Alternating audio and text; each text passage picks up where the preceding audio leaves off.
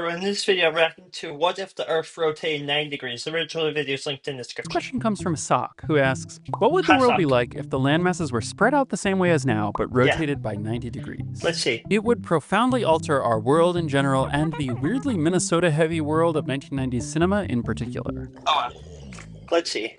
To be clear, we're not changing the tilt of the Earth's axis of rotation relative to the Sun. We're imagining that the Earth's surface is slid around by 90 degrees, putting the land that's under our current poles on the equator, and we'll pick the Greenwich Meridian for They're our kind new of like equator. Pangea. So the Indian Ocean is now at the North Pole, and the coast of Ecuador is at the South Pole. Let's imagine that this alternate Earth develops over millions of years, giving time for ecosystems and climate zones to settle out. Where would the deserts and forests be? And where would you go for a sunny beach vacation or to chase a tornado? This stuff is complicated, since climate depends heavily on the details of ocean currents and atmospheric heat circulation, but we can make some broad sweeping speculations based on general climate physics. The main driver of our weathering climate is the sun, which delivers more heat at the equator than at the poles. So hot air rises at the equator and flows poleward over our heads. Then cooler air moves in across the surface toward the equator. This circulation is called a Hadley cell. For various complicated reasons, Earth doesn't have just a single atmospheric cell in each hemisphere. We actually have three: Hadley cells, Ferrel cells, and polar cells. Let's assume our rotated world has the same situation going on. This means it would have temperature extremes which are similar to ours. Here's what a map of our rotated Earth looks like. We'll add some ice and permafrost near the poles and in mountainous areas. Next, we should fill in some green areas and deserts. The locations of these depend heavily on rainfall, so we'll need to sketch out some winds. Because of the Coriolis effect, the surface winds in a Hadley cell flow not just toward the equator, but from east to west. In the temperate zones, the prevailing surface winds are west to east, and at times there are also east to west winds circulating around the poles. So let's fill in some wind patterns, keeping in mind that in reality things would be further complicated by land interactions and the locations of persistent high and low pressure systems. The rising air at the equator carries moisture from the ocean, which then condenses into rain. So tropical areas are usually wet and thick with growth. Sinking air is cool and dry, so the land at the outer edges of the Hadley cells tends to be arid. These regions, lying a bit poleward of 30 degrees, are known as the horse latitudes for some reason. In temperate zones, things are more variable, since Ferrel cells aren't as strong as Hadley cells. Weather there is dominated instead by the movement of jet streams and fronts, and it also depends heavily on geography. Just for fun, here's a wild guess as to where the hurricane basins might be. And for more fun, here's a guess about what time zones would look like. New York City, notably, stays in the same time zone and is still subject to hurricanes. Sorry. Let's take a closer look at each continent. North America's climate is similar to before, but flipped north-south. Central America is now icy and polar, while Arctic Canada becomes tropical. Hurricanes threaten Greenland, Baffin Island, and the Maritimes. Tropical moisture from Baffin Bay in the former North Atlantic mixes with cool air flowing down from the Rockies, creating a new tornado alley in the prairies inland from Hudson Bay. South America looks sort of like the old Europe. It's cool and temperate along the Brazilian coast, with grasslands and boreal forests along much of its width. In the south, the boreal vegetation gives way to polar tundra, and eventually to the massive icebound Andes, which cut the continent off from the frozen polar waters. The Amazon, which in our world carries more water than the next 7 rivers put together, is reduced to something akin to the Mississippi. Asia is flipped in the same way North America was, with the Siberian coast now facing an enclosed tropical sea. The Indian subcontinent and former Southeast Asia form the new Siberia. The Gobi Desert is no longer in the rain shadow of the Himalayas, but it doesn't exactly become tropical. Europe resembles the old Southeast Asia. Great Britain and Ireland look like the islands of Sumatra and Borneo, Iceland resembles our Philippines, and Central Europe is the New Guinea, with the Alps the only place on the equator with permanent glaciers.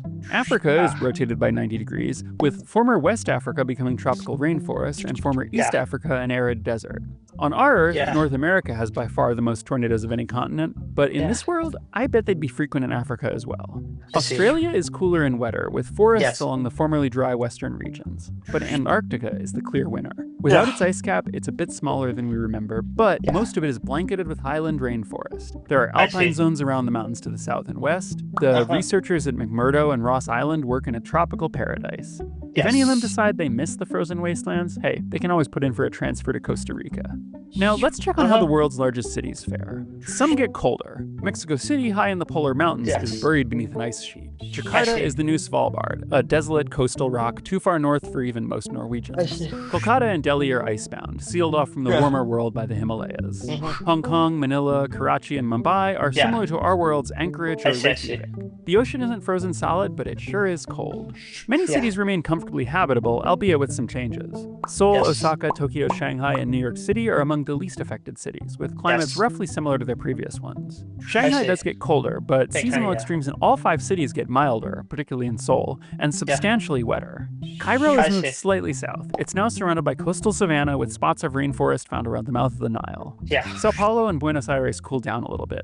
Their climate is Yeah. somewhere between that of our old New England and that of our old regular England. I see. Los Angeles is cool and mild. The steady sea breeze carrying moisture up into the San Gabriel Mountains makes LA one of the rainiest places in the new Nice. US. It closely resembles a wetter version of our Seattle. And a Yes. few cities get much hotter. Moscow is extremely hot and very dry, with a climate somewhere between our Phoenix and our Baghdad. Nice. And London sits in a steamy jungle with a climate generally resembling Bangkok's. Spicy curry is now climatically appropriate, the Thames is full of piranha, and it's the only place on Earth where tigers apologize as they attack you. At the beginning, I mentioned the impact on 1990s cinema. To explain, let's consider one more scenario.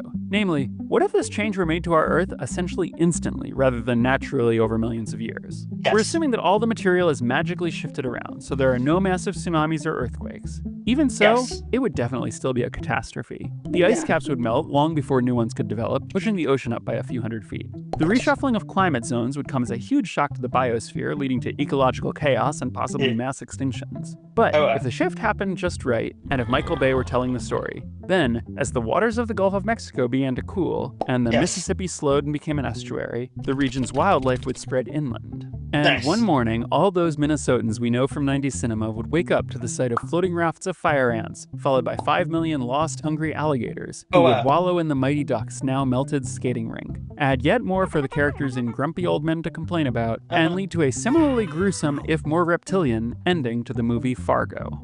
I see. So yeah, if you guys enjoy watching this video, subscribe to the YouTube channel, turn on post notifications. Have a great day. Bye.